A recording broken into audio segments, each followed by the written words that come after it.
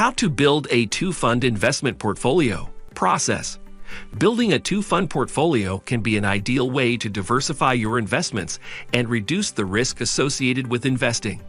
Two-fund portfolios are made up of two investment funds that are typically balanced to create a combination of stocks, bonds, and/or other asset classes. I use this portfolio strategy as a forgotten system with monthly cost average investing. Let's dive in. 1. Determine your investment goals.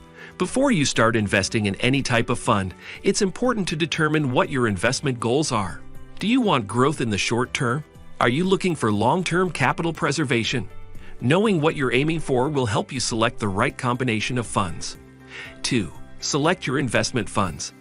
After identifying your investment goals, you'll need to pick the right combination of funds that meet those objectives: mutual, ETFs, or both.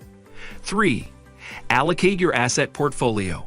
Once you've selected which types of investments you want in your two-fund portfolio, it's time to decide how much each should represent in terms of overall allocation. This can be done by using a pie chart approach that shows the percentage represented by each investment type or asset class within your overall portfolio. Generally speaking, it is recommended that investors allocate their assets such that roughly 60% is allocated toward stocks and 40% toward bonds. But only stocks are fine too. 4. Monitor your portfolio regularly. Once you've built your two-fund portfolio, it's important to regularly monitor its performance throughout the life cycle of the investments being held within it. Make sure that rebalancing takes place periodically, every 3 months or so as not to become too heavily exposed one way or another.